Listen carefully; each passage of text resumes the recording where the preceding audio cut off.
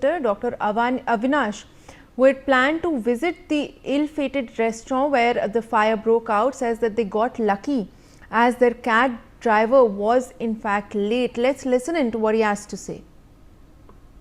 क्या हुआ कि वी आर फ्रॉम दिल्ली तो फिर the moment we came here so we thought कि why there is a pollution here because we are used to of seeing smoke everywhere so we thought it's not normal so after some time we got to know कि there has been a fire so we thought कि actually we got lucky because our cab driver was late or else we would be here.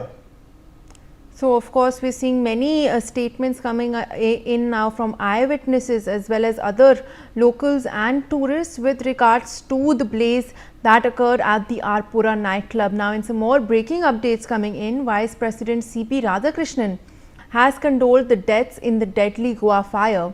He has stated, and I quote, "Deeply saddened by the loss of lives in the tragic fire incident at Arpura, Goa.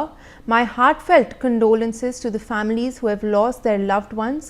My thoughts and prayers are with them in this moment of immense sorrow. I also pray for the speedy recovery of all those injured."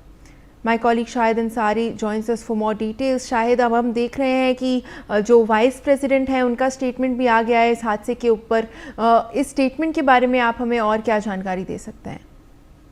देखिए, गोवा में जो ये हादसा पेश आया है, इस हादसे के बाद एक बात तो स्पष्ट हो गई है कि गोवा की हादसे में जो है जहां तब लोगों ने अपने अपने जो विचार व्यक्त किए हैं, लोगों ने दुख जाहिर किए हैं और उसके साथ साथ जो है देखिए पीएम केयर फंड से जो है जो मृतक है मृतक के परिवार को 2 लाख रुपए का मुआवजा, जो जख्मी है उनको 50,000 का मुआवजा, ये सारी चीजें देखिए जो की गई हैं, ये सारी चीजें करने के बाद आप देखिए कि सब तरफ से जो है इसको दुख व्यक्त किया जा रहा है, शोक व्यक्त किया जा रहा है। लेकिन सवाल देखिए एक अभी भी बरकरार है, जिस तरह से कांग्रेस ने कहा है कि भाई ये सरकार की अनदेखी और सरकार की नाकामी है। तो देखिए कहीं ना कहीं जो 25 लोगों की मौत हुई है, ये मौत को हमें कोई भी इतनी आसानी से नजरअंदाज नहीं कर सकता या नजरअंदाज नहीं किया जा सकता।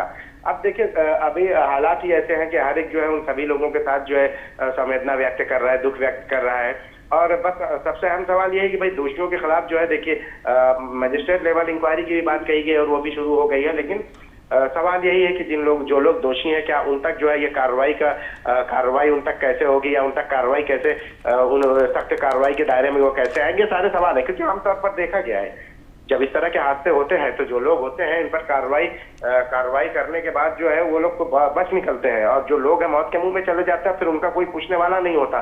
तो अभी भी जो लोगों की मांग है देखिए दुख व्यक्त कर रहे हैं और सख्त कार्रवाई की मांग भी कर रहे हैं लोग। और सबसे बड़ा यही है कि क्या जिन लोगों की मौत हो गई है उनकी मौत की क्या कीमत चुकाई जा सकती है क्या? तो जवाब भी उसका यही है कि नहीं। लेकिन इतना सब कुछ होने के बाद भी अगर अभी भी जो जांच का इंतजार किया जा रहा है तो गोवा में इस तरह के आपको मैं बता दूं कि सैकड़ों हजारों होटल है, पब है जहां पे जो है नियम और कायदे को जो है नजरअंदाज किया जाता है। अभी की बात है ये।